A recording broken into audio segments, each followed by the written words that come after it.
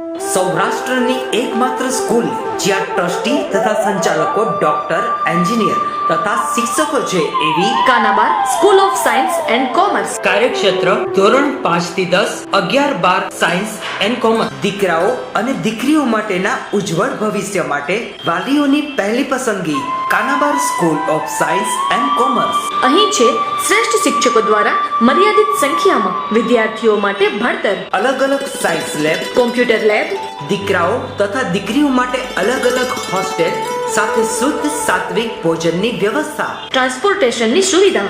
જી તેમજ નીટની તૈયારી સ્કૂલમાં જ. તો આથી વિશેષ આપ આપના બાળક માટે શું ઈચ્છો તો આજે જ એડમિશન માટે સંપર્ક કરો. Unit 1 Kanabar school of science and commerce, ખામરોડ ચોકડી, જુનાગઢ બાયપાસ, જુનાગઢ.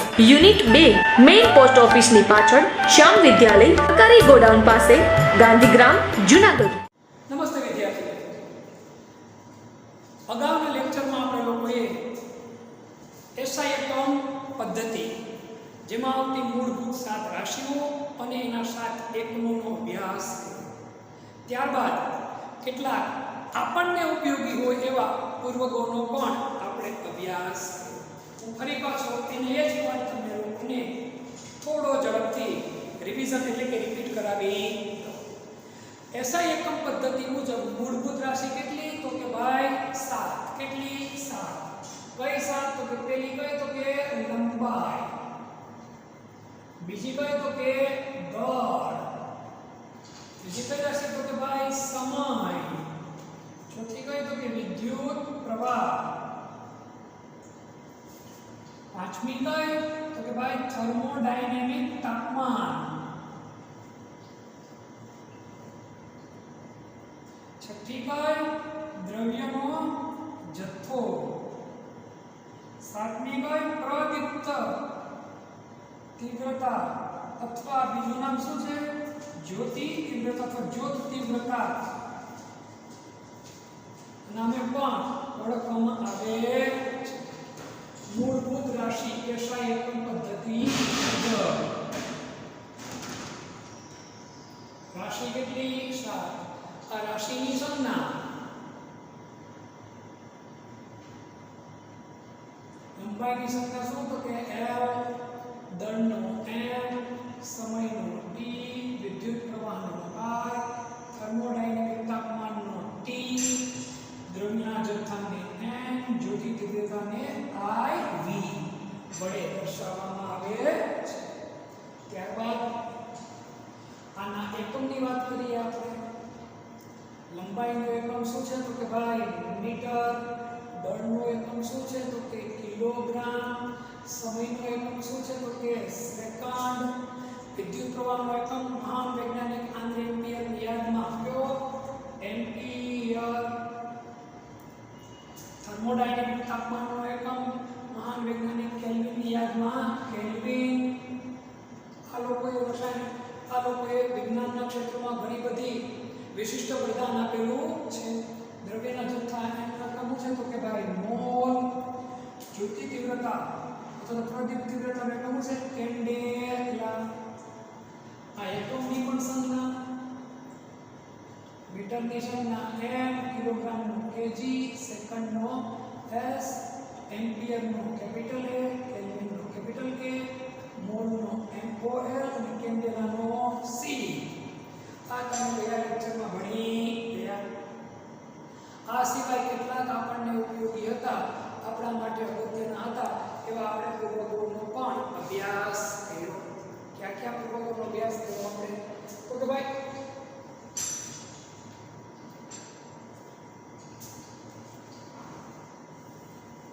આપણને ઉપયોગી એવા કેટલાક પૂર્વગોનો પણ આપણે અભ્યાસ કર્યો. તો ભાઈ 10 ની -10 ઘાત એટલે શું? એંગસ્ટ્રોમ. 10 ની -9 ઘાત એટલે નેનો. 10 ની -6 ઘાત એટલે માઇક્રો. 10 ની -3 ઘાત એટલે મિલી. 10 ની -2 ઘાત એટલે સેન્ટી. 10 ની -1 ઘાત એટલે ડેસી. 10 ની એક ઘાત એટલે ડેકા, 10 ની 2 ઘાતની આપણે જરૂરિયાત નથી, 10 ની 3 ઘાત એટલે કિલો, 10 ની 6 ઘાત એટલે મેગા, 10 ની 9 ઘાત એટલે ગીગા, અને 10 ની 12 ઘાત એટલે ટેરા. આ અલગ અલગ પૂર્વગુણોમાં આપણે લોકોએ શું કર્યું હતું કે અભ્યાસ કર્યો. અલગ અલગ પૂર્વગુણો આપણે શું કર્યું હતું કે અભ્યાસ કર્યો. 10 ની 1 ઘાત કે 10 એકર. આ બધું જ્યારે મોટા પદાર્થોના અભ્યાસમાં ઉપયોગી થશે. આ પૂર્વગો સૂક્ષ્મ વસ્તુઓ અથવા નાના પદાર્થોના અભ્યાસમાં આગળ આપણે ઉપયોગી થશે. જેમ જેમ તમે આનો ઉપયોગ કરશો એમ તમને સમજવું એકદમ સહેલું પડશે. હવે આ જે તમે લોકોએ અભ્યાસ કર્યો એની આધારિત તમારા સ્વાધ્યાયની અંદર બે અલગ અલગ દાખલાઓ આપેલા છે. ટૂંકમાં બે અલગ અલગ પ્રશ્નો આપેલા છે. દાખલા તો ન કહી શકાય તો પ્રશ્ન કહી શકાય આપેલા છે. તો જરા આપણે પ્રશ્નો જોઈ લઈએ એટલે આપણે સમજવું સહેલું પડે. એક પ્રશ્ન છે તમારો સ્વાધ્યાયનો પ્રશ્ન છે 1.14. પ્રશ્ન છે 1.14.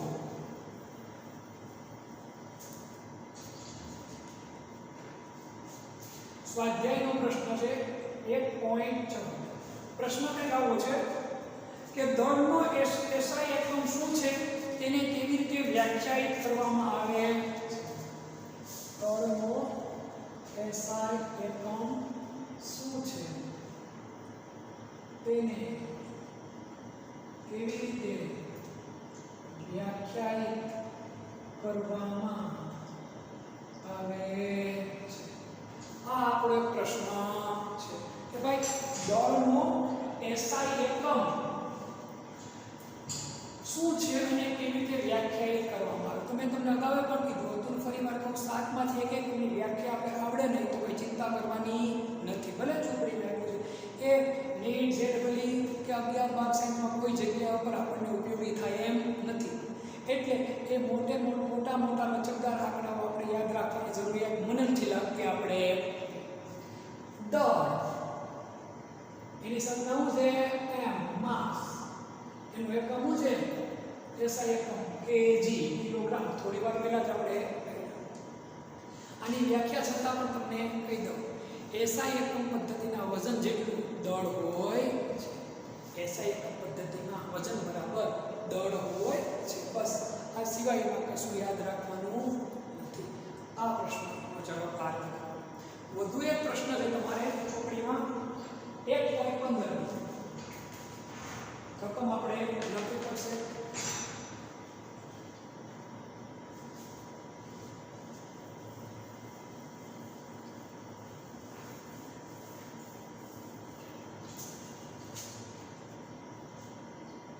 સ્વાધ્યાયનો 1.15. નીચેના પૂર્વગુણો તેમના ગુણક સાથે સરખાવો. નીચેના પૂર્વગુણોને તેના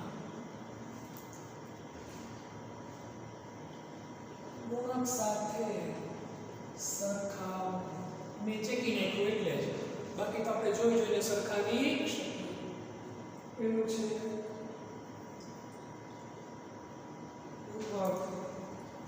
અને ગુણાંક. એક માઇક્રો, આ રકમ છે બેટા. 2 મેગા, 4 ગીગા, 5 ફેમ્ટો,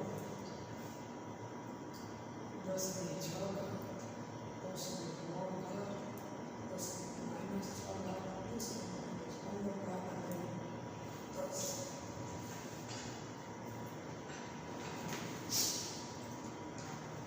ટૂંકમાં સાદી ભાષામાં કહું તો ગામના ધોરણમાં ભણી ગયા જોડકા જોડવાના છે. આને આપણે આમ કહીએ A B C D અને E. તો માઇક્રો આનું શું આવશે તો આપણને ખ્યાલ હોવો જ જોઈએ. 10 ની કેટલી ઘાત આવશે તો કે -6 ઘાત. ડેકા આપણને એનો પણ ખ્યાલ હોવો જોઈએ.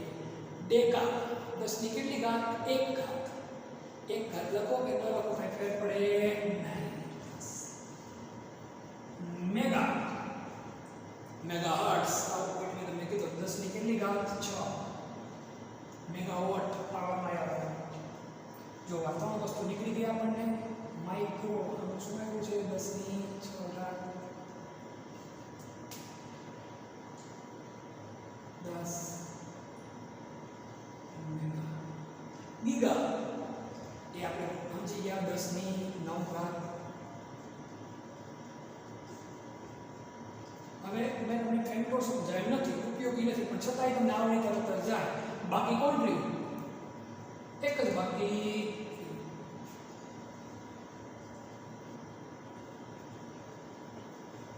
10 ની માઇનસ થઈ ગયો જવાબ. પહેલા સામે શું આવશે તો કે ભાઈ સી. બીજા સામે શું આવશે ઈ. ત્રીજા સામે શું આવશે એ. ચોથા સામે શું આવશે તો કે ભાઈ બી. અને પાંચમા સામે આવશે ડી. આપણો જવાબ બની. આ રીતના પ્રશ્નો જે કાંઈ હોય ચોપડીમાં આપણી કે કોઈ પણ સાહિત્ય તમારી પાસે હોય એમાં એ આપણને જવાબ આવડવો જોઈએ. જો સમજેલા હોય તો કોઈ પણ પ્રકારના પ્રશ્ન હોય એમાં આપણે જવાબ આવડી જાય. આ ત્યાંની માહિતી. હવે આથી આપણે થોડું આગળ વધીએ.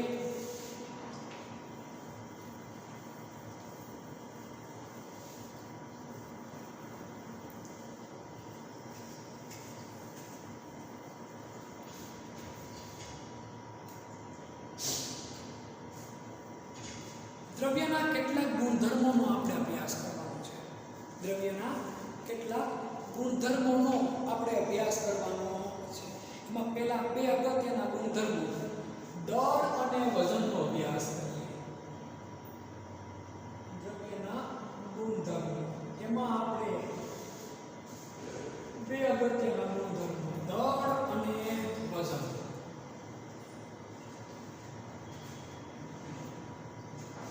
ખરેખર આમાં તો બધા આપણે લોકો છેતરાઈએ પણ છે ને ભૂલે કરીએ છીએ. આપણે જેને વજન કહીએ ને ખરેખર દળ છે. આપણે એમ કે 5 કિલો ખાંડ લેવા જાય, ખરેખર 5 કિલો તો ખાંડ નથી લાવતા. 5 કિલો ખાંડ લેવા જઈએ આપણે તો 5 કિલો એનું વજન નથી, કારણ કે કિલો કોનો એકમ છે દળનો. વજનનો એકમ તો શું છે તો કે ન્યૂટન. હું નામથી હું કોણ છે તો કે ન્યૂટન. સમજાવું તમને. પદાર્થમાં રહેલા દ્રવ્યના જથ્થાને દળ સંજ્ઞા. પદાર્થમાં રહેલા દ્રવ્યના જથ્થાને શું કહેવાય? પદાર્થ ઉપર લાગતા પૃથ્વીના ગુરુત્વાકર્ષણ બળને શું કહેવાય? વજન. પદાર્થ ઉપર લાગતા પૃથ્વીના ગુરુત્વાકર્ષણ બળને શું કહેવાય? વજન કહે. ફરીવાર પદાર્થમાં રહેલા દ્રવ્યના જથ્થાને શું કહેવાય? દળ. પદાર્થ ઉપર લાગતા પૃથ્વીના ગુરુત્વાકર્ષણ બળને વજન તરીકે ઓળખવામાં આવે છે. પદાર્થમાં રહેલા દ્રવ્યના જથ્થાને દળ કહે છે. પદાર્થ પર લાગતા પૃથ્વીના ગુરુત્વાકર્ષણ બળને શું કહેવાય? વજન કહે છે. દળની સંજ્ઞા છે m, વજનની સંજ્ઞા છે w, વેઇટ. m માસ એટલે વેઇટ એટલે વજન. દળનો એકમ છે કિલોગ્રામ. શું છે? કિલોગ્રામ. દળનો SI એકમ છે કિલોગ્રામ. વજનનો SI એકમ છે ન્યૂટન.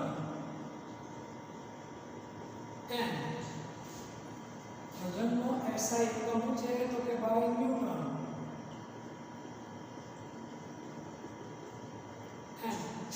સર આઇઝેક ન્યૂટન, મહાન વૈજ્ઞાનિક સર આઇઝેક ન્યૂટનની યાદમાં આનું એકમ છે તો કે ન્યૂટન છે, જેને ગુરુત્વાકર્ષણ બળની શોધ કરી. હવે દળ હંમેશા કોઈ પણ જગ્યા પર કદાચ જાઓ એનો જે જથ્થો એટલો જ રહે. તમે 1 કિલો ખાંડ તમે અહીંયા ઘરેથી લો, એ ખાંડ લઈને તમે જુનાગઢ આવો, રાજકોટ જાઓ, અમદાવાદ જાઓ, અમેરિકા જાઓ કે ધ્રુવ પ્રદેશ ઉપર જાઓ કે અવકાશમાં જાઓ, જેટલા ખાંડના કણો હોય એટલા જ કણો રહે. એટલે દ્રવ્યનો જથ્થો હંમેશા કેવો હોય તો કે અચળ જ હોય. કેવો હોય? અચળ.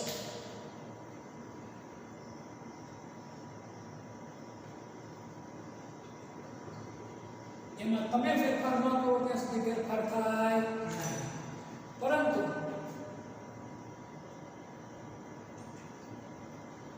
દળ અચળ હોય છે. વજન છે એમાં ફેરફાર થાય. પૃથ્વી ઉપર ગુરુત્વાકર્ષણ બળ અલગ અલગ જગ્યાઓ પર ઓછું વધારે હોય છે. તમે ઊંડાણવાળા વિસ્તારમાં જાઓ તો પણ ગુરુત્વાકર્ષણ બળમાં ફરક પડે, કે ઊંચાઈવાળા વિસ્તારમાં જાઓ તો પણ ગુરુત્વાકર્ષણ બળની અસર પડે. અલગ અલગ જગ્યાઓ પર ગુરુત્વાકર્ષણ બળની અસર કેવી છે? અલગ અલગ. એટલે વજનનો જથ્થો અચળ રહેતો નથી. વજન અચળ નથી કારણ કે ગુરુત્વાકર્ષણનું મૂલ્ય બળનું મૂલ્ય પૃથ્વી ઉપર અલગ અલગ જગ્યાએ થોડું જુદું જુદું હોય છે. ભારે વસ્તુમાં બહુ ખ્યાલ ના પડે, પણ જે સૂક્ષ્મ કદની વસ્તુ એમાં સ્પષ્ટ રીતે ખ્યાલ પડી. આ ત્યાં બંને વિશેના તફાવત વ્યવસ્થિત લખી નાખો અને સમજી લો. છતાંય કાંઈ ન આવડે, ના કાંઈ ખબર પડે તો નેક્સ્ટ લેક્ચરમાં ફરી પાછું આપણે આનું રિવિઝન અથવા રિપીટેશન કરી પાછું કરશું. લખી નાખો માહિતી. પેલા સ્ક્રીનશોટ લઈ લો, પછી આપણે અનુકૂળતા મુજબ આપણે લખી.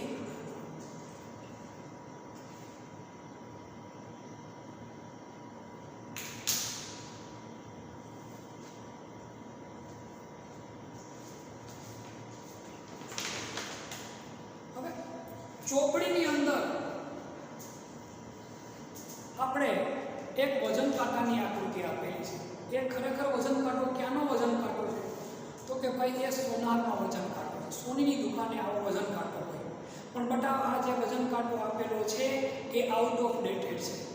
અત્યારે ડિજિટલ વજન કાંટા આવી ગયા છે. અત્યારે સોનું જોખવા માટે 2 અલગ અલગ ત્રાસવા, એકમાં વજનિયા રાખવાના અને એકમાં સોનું મૂકવાનું એવું આવતું નથી. ખાંડ ને એવી વસ્તુ લેવામાં પણ અત્યારે સાદા વજન કાંટા આવતા નથી. અત્યારે વજન કાંટા બધા ડિજિટલ આવી ગયા, જેમાં 0.5 ગ્રામનો પણ ફરકની ખબર પડી જાય.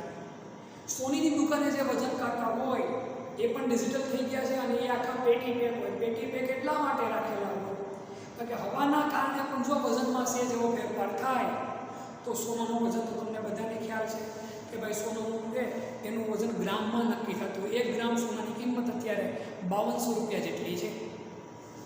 તો 0.1 ગ્રામનો ફેર થયો હોય તો એ 520 રૂપિયાનો ફેર થાય.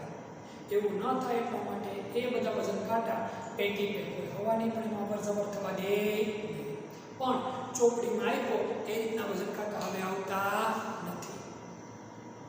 અત્યારે ડિજિટલ વજન કાંટા આવી ગયા જેમાં 0.5 ગ્રામમાં પણ ફરક હોય તો પણ ખબર પડી જાય.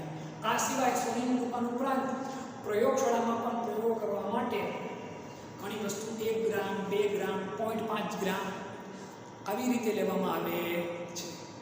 દવાઓ બનાવતા હોય ત્યારે દવાની અંદર જે જુદા જુદા કન્ટેન્ટ નાખે એ પણ પોઈન્ટમાં લેવામાં આવે. તો આ બધી વસ્તુ માટે એકદમ ચોક્કસ વજનની જરૂર પડે. જો કે અત્યારે ડિજિટલ કાંટા આવી ગયા એટલા માટે કોઈ પ્રશ્ન રહેતો નથી. વધુ એક દ્રવ્યના ગુણધર્મોનો અભ્યાસ કરીએ આપણે, જેનું નામ છે કદ. શું છે? કદ.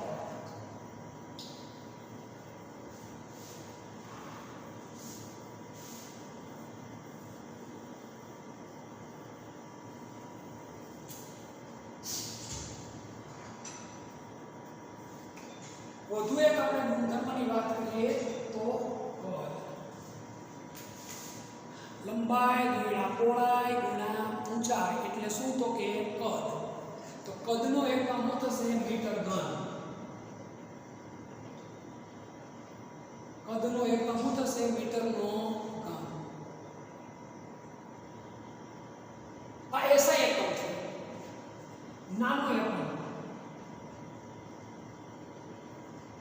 સેન્ટીમીટરનો ઘન. કદનો નાનો એકમ કોણ? તો કે સેન્ટીમીટરનો ઘન. કદનો નાનો એકમ કોણ? તો કે સેન્ટીમીટરનો ઘન. પણ કદનો પ્રચલિત એકમ કયો છે? તો કે લીટર. સમજો મારી વાત. કદનો પ્રચલિત એકમ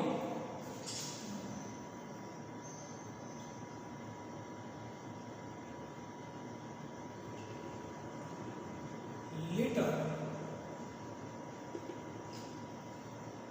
કદનો આમાં જો આ એસઆઈ એકમ નથી. લીટર એનો કયો એકમ છે? પ્રચલિત. આપણે કોઈ પણ વસ્તુ લેવા જઈએ, દૂધ લઈએ તો કેટલા? 1 લીટર, 2 લીટર. ઠંડા પીણાની બોટલ લેવા જઈએ તો ભાઈ 500 ml, 500 millilitre, 1 litre, 2 litre, 3 litre. આપણે લીટરમાં બોલીએ તો અત્યારે કદનો પ્રચલિત એકમ કોણ છે? તો કે ભાઈ લીટર. કોણ છે? લીટર. તો 1 લીટર બરાબર 1000 મિલીલીટર.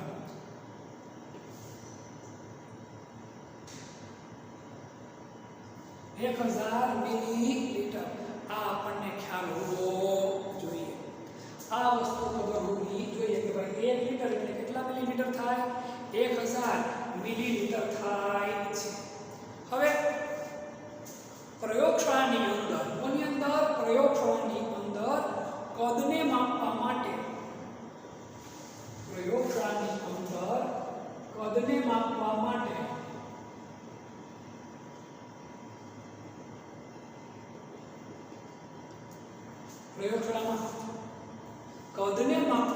પ્રયોગશાળામાં એક અંકિત નળાકાર બ્યુરેટ, પિપેટ,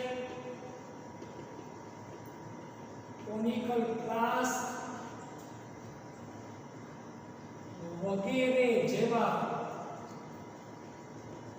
સાધનો વપરાય છે પ્રયોગશાળામાં કદને માપવા માટે. કઈ રીતે સમજાવી દઉં.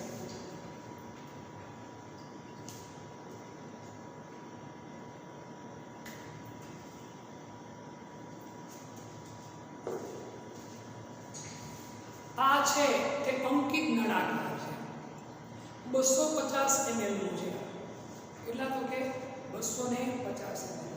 આમાં તમારે જોઈતા મુજબ તમે જેટલું પ્રવાહીમાં ભરવું હોય એ ભરી 50 ml, 55 ml, 56 ml, 60 ml, 100 ml, 110 ml તમારી અનુકૂળતા મુજબ જેટલું તમારે ભરવું હોય ભરી શકો. આને શું કહેવાય? અંકિત નળાકાર. શું? અંકિત નળાકાર. ત્યારબાદ આપણે જોઈએ બ્યુરેટ. આ છે બ્યુરેટ. બ્યુરેટની અંદર તમે કોઈ પણ રીતનું કોઈ પણ પ્રવાહીનું ચોક્કસ તમે કદ માપી શકો. જેટલા કદનું તમારે પ્રવાહી જતું હોય તો બહાર પણ આ બટન દબાવી અને બહાર કાઢી શકો. ત્યારબાદ આવે પિપેટ. આ પિપેટ છે. અહીંથી તમે ભરી મોઢા નાખ્યા ભરી એર પ્રૂફ હોય.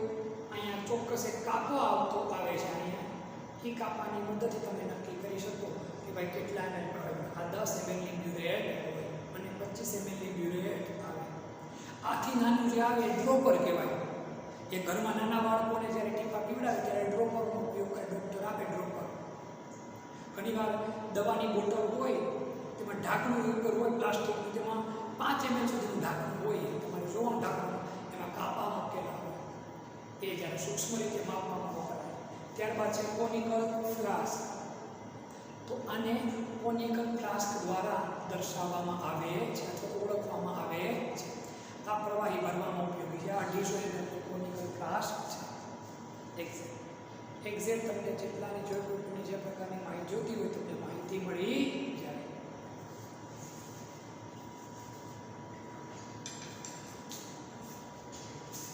ફરી એકવાર કદ એકમ મીટરનો ઘન એસઆઈ. નાનો એકમ તો સેન્ટીમીટરનો ઘન. કદનો પ્રતિનિધિ એકમ કોણ? કોણ છે? લીટર. ફેમસ એકમ કોણ છે? લીટર. પણ લીટર એસઆઈ એકમ નથી. એક યાદ રાખજો, એસઆઈ એકમની મૂળભૂત 7 રાશિઓમાં પદનો સમાવેશ થતો નથી. આ સાધિત રાશિ છે. મૂળભૂત રાશિ ઉપરથી મેળવેલી રાશિને કઈ રાશિ કહેવાય? સાધિત રાશિ.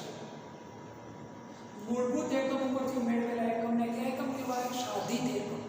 આ બધી સાધિત રાશિ, શોધેલી રાશિ અને શોધેલા એકમ કહેવાય. નાનો એકમ કયો થયો? સેન્ટીમીટરનો ઘન. કદનો પ્રચલિત એકમ શું છે? તો કે ભાઈ લીટર. શું છે? લીટર. 1 લીટર બરાબર શું થાય? 1000 મિલીલીટર. શું થાય? 1000 મિલીલીટર. 1 લીટર એટલે કેટલું? 1000 મિલીલીટર થાય છે. 1 લીટર એટલે 1000 મિલીલીટર. મિલીલીટરને કોના વડે દર્શાવીએ આપણે? તો કે ભાઈ ml વડે દર્શાવીએ છીએ. કોના વડે દર્શાવીએ? ml વડે. આ ઉપરાંત 1000 સેન્ટીમીટરનો ઘન બરાબર 1 ડેસીમીટરનો ઘન થાય છે. 1000 સેન્ટીમીટરનો ઘન બરાબર 1 ડેસીમીટરનો ઘન થાય છે. ક્લિયર? આટલી જ કદની માહિતી આપણે આવડવી જોઈએ. આ ઉપરાંત કદને માપવા માટે પ્રયોગશાળામાં અંકિત નળાકાર, બ્યુરેટ, પીપેટ, ક્રિટિકલ ફ્લાસ્ક જેવા સાધનો વપરાય છે. આ વસ્તુ ખાસ તમને યાદ રહેવી. પ્રક્રિયા એકમ બસ. બાકીનું આ બધું નોન ઓફ યુઝ ગણો તો પણ ચાલે.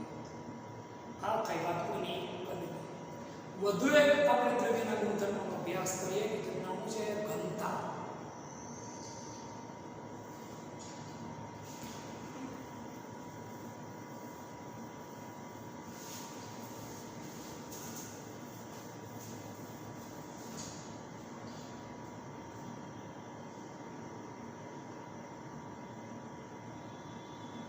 ઘનતા દળ અને પદના ગુણોત્તરને ક્યાં નામ ઓળખવામાં આવે? ઘનતા તરીકે ઓળખવામાં આવે છે. સમજો વાત. દળ અને પદના ગુણોત્તરને ઘનતા તરીકે ઓળખવામાં આવે છે.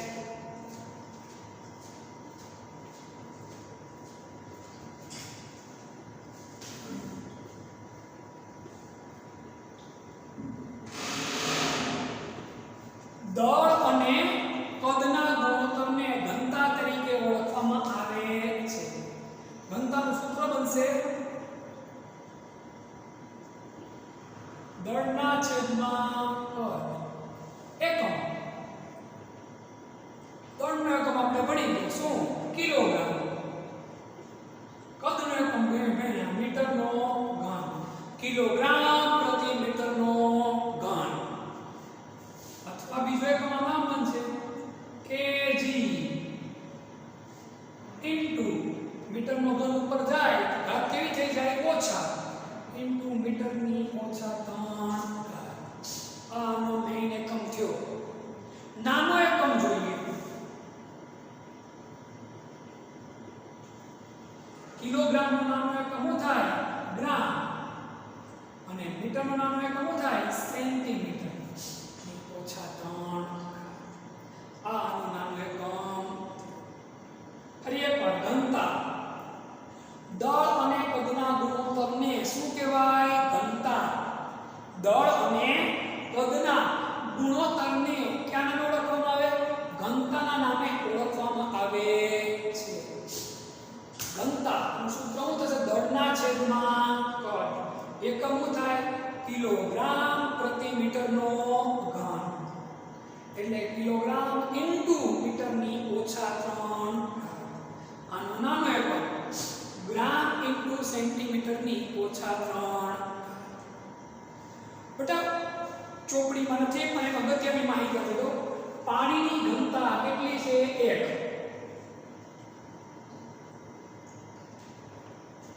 હવે જો કોઈ પદાર્થની ઘનતા 1 કરતા વધારે એ વસ્તુ પાણીમાં ડૂબે અને જેની ઘનતા 1 કરતા ઓછી એ પાણીમાં તરે.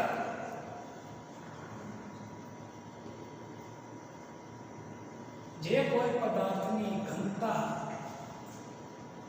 1 થી ઓછી તે પાણીમાં તરે અને જે કોઈ પદાર્થની ઘનતા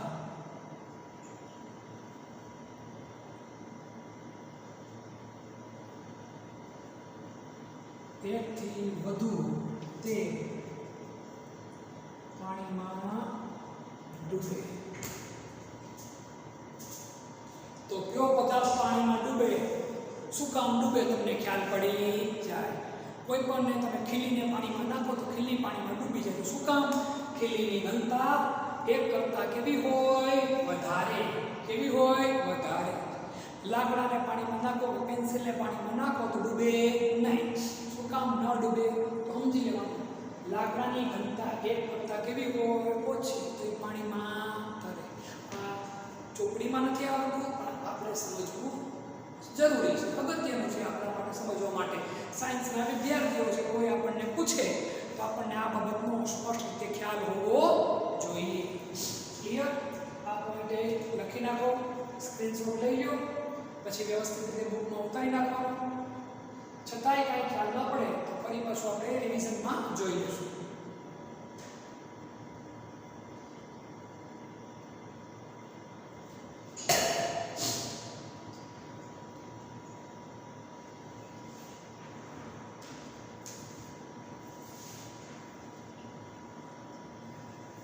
ત્યારબાદ વધુ એક દ્રવ્યનો ગુણધર્મ છે તાપમાન.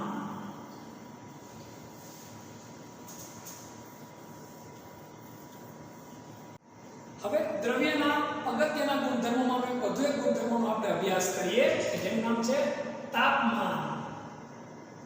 સંજ્ઞા ટી. તાપમાનથી આપણે બધાય પરિચિત છીએ. તાપમાનનો એસઆઈ એકમ શું છે મેં તમને લોકોને સમજાવેલ છે. તાપમાનનો એસઆઈ એકમ કેલ્વિન. શું છે? કેલ્વિન. સંજ્ઞા કે. તાપમાન માપવા માટેના સાધનનું નામ શું છે? થર્મોમીટર.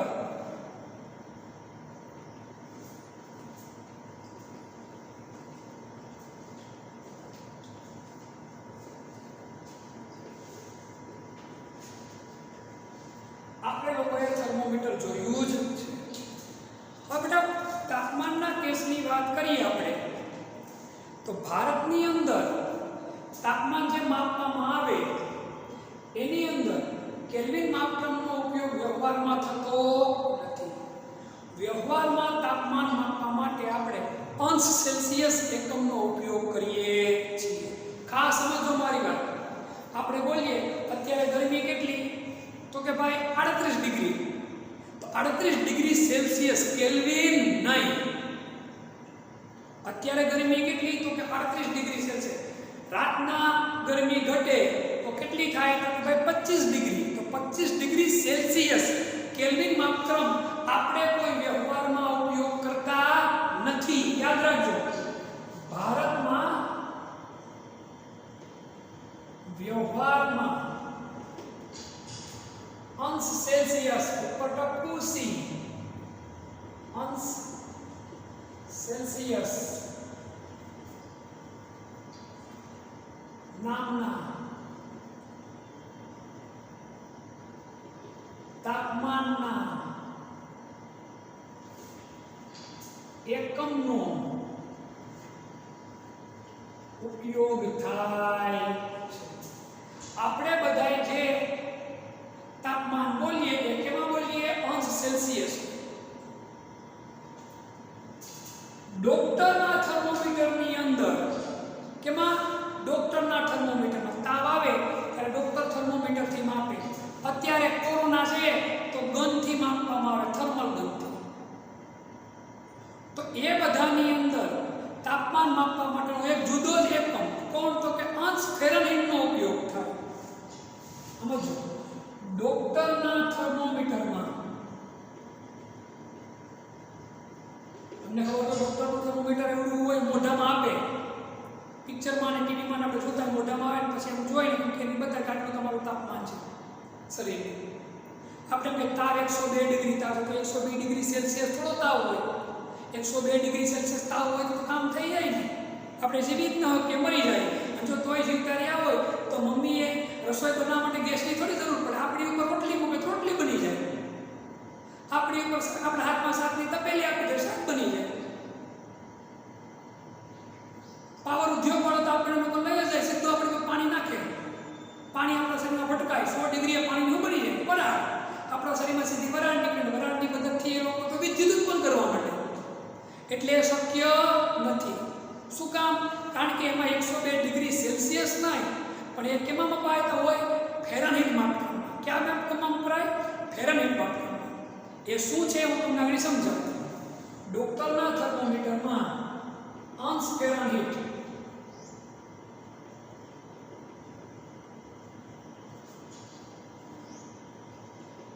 નામના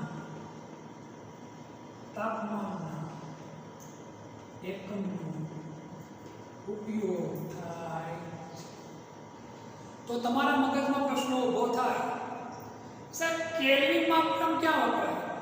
પ્રયોગશાળાની અંદર રાસાયણિક પ્રક્રિયા કરવા માટે મુખ્યત્વે સમગ્ર દુનિયામાં કયા માપદંડનો ઉપયોગ કરવામાં આવે? કેલ્વિન માપદંડ.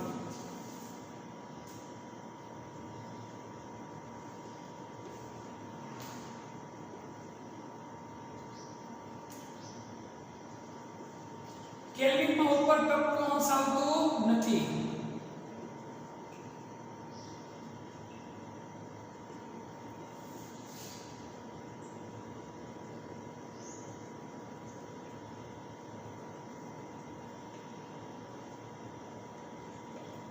પ્રયોગશાળામાં કોનો ઉપયોગ થાય? કેલ્વિન માપદંડ. ડોક્ટરના થર્મોમીટરમાં કયા માપદંડ વપરાય? અંશ ફેરનહીટ. ટપકું નીચે F. ભારતના વ્યવહારની અંદર આપણા દેશમાં અંશ સેલ્સિયસ માપદંડનો ઉપયોગ થાય. હવે તમારા મગજમાં પ્રશ્ન ઊભો થાય, સર અંશ સેલ્સિયસ હોય તો ફેરનહીટમાં કેમ આવે અને કેલ્વિનમાં કેમ આવે? તો આના માટેનો એક સંબંધ છે. એ સંબંધ જોઈ લઈએ આપણે કે ભાઈ અંશ ફેરનહીટ બરાબર 9/5 અંશ સેલ્સિયસ વત્તા 32.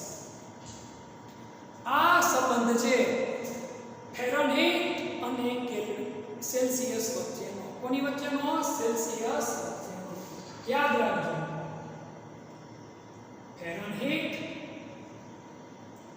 અંશ ફેરનહીટ અને અંશ સેલ્સિયસ વચ્ચેનો સંબંધ.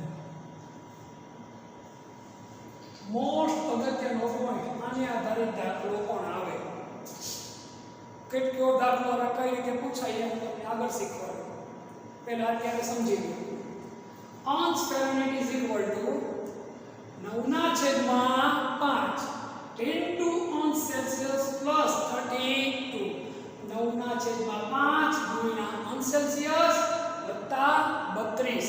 આ કોનો સંબંધ થયો? તો કે ભાઈ ફેરનહીટ અને કોના વચ્ચેનો? તો કે સેલ્સિયસ વચ્ચેનો સંબંધ થયો. કોની વચ્ચેનો સંબંધ થયો? ફેરનહીટ અને સેલ્સિયસ વચ્ચેનો સંબંધ થયો. કોની વચ્ચે? તો કે ભાઈ ફેરનહીટ અને સેલ્સિયસ વચ્ચેનો સંબંધ. ફેરનહીટ અને કેલ્વિન, આ બંને વચ્ચેનો સંબંધ નથી, પરંતુ અંશ સેલ્સિયસ અને કેલ્વિન વચ્ચે સંબંધ છે.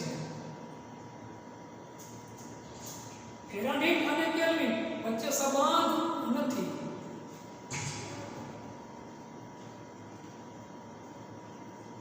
પરંતુ અંશ સેલ્સિયસ અને કેલ્વિન વચ્ચે સંબંધ છે. કોની વચ્ચે? તો કે ભાઈ અંશ સેલ્સિયસ અને કેલ્વિન વચ્ચે સંબંધ છે. તમે અંશ સેલ્સિયસ અને કેલ્વિનનો સંબંધ તમે જાણતા હો તો કેલ્વિન ઉપરથી અંશ સેલ્સિયસનું મૂલ્ય મળે અને અંશ સેલ્સિયસ ઉપર તમને કોનું મૂલ્ય મળી જાય? તો કે ભાઈ કોનું મૂલ્ય મળી જાય આપણને લોકોને? ફેરનહીટનું. કોનું? ફેરનહીટનું મૂલ્ય મળી જાય છે. ફરી એક વાર, ફેરનહીટ અને કેલ્વિન વચ્ચેનો સંબંધ નથી. કોની વચ્ચેનો સંબંધ નથી ભાઈ? તો કે ફેરનહીટ અને કેલ્વિન વચ્ચે સેલ્સિયસ અને કેલ્વિન વચ્ચેનો સંબંધ છે. હવે આ બંને વચ્ચે કયો સંબંધ જોઈ લઈએ. કેલ્વિન ઇઝ ઇક્વલ ટુ અંશ સેલ્સિયસ પ્લસ 273.15. આ બંને વચ્ચેનો સંબંધ છે. તો તેથી સેલ્સિયસ બરાબર કેલ્વિન માઇનસ 273.15. તમને જો એક કોઈ પણ એક વેલ્યુ આપેલી હોય કેલ્વિનમાં, ફેરનહીટમાં કે સેલ્સિયસમાં, તો તમે એને ત્રણેયમાં રૂપાંતર કરી કઈ રીતે, તો હવે આપણે એના પહેલા તમે આ સંબંધ ખાસ લખી નાખો. આમાં હજી પણ કાંઈ ખબર ન પડે તો ફરી પાછું આપણે એકવાર રિવિઝન કરી લઈએ.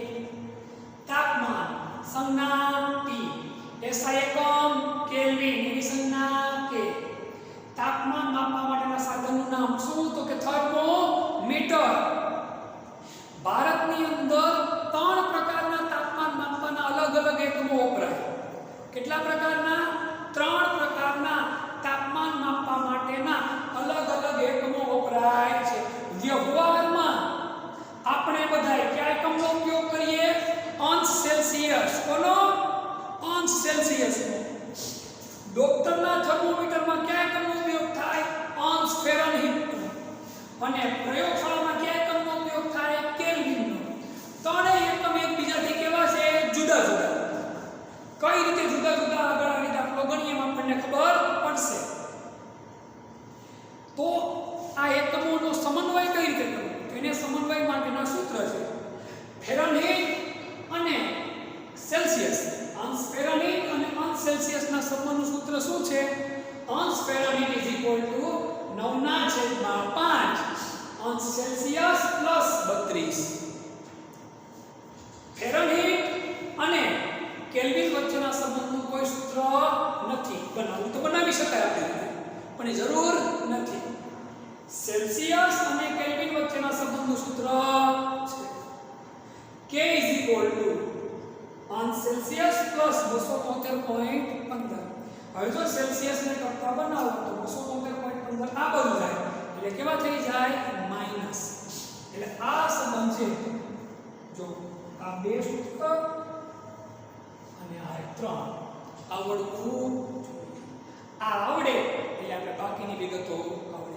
હવે આને આધારિત આપણે લોકો એક જ દાખલો ગણી તમને વધુ સ્પષ્ટતા મળે. પહેલા આ પોઈન્ટને તમારે લખવો હોય તો સ્ક્રીનશોટ લેવો હોય તો લઈ લો.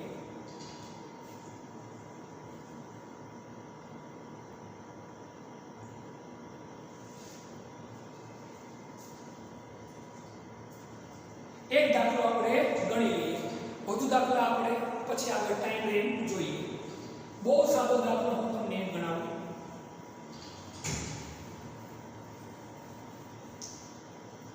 કે ભાઈ કોઈ તમને એમ કહે અત્યારે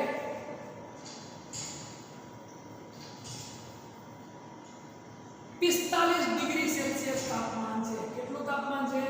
45 ડિગ્રી સેલ્સિયસ તાપમાન છે. તો આ કેટલા ફેરનહીટ કહેવાય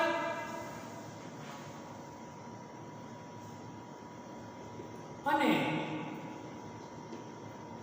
કેટલા કેલ્વિન કહેવાય? કેટલા ફેરનહીટ અને કેટલા કેલ્વિન?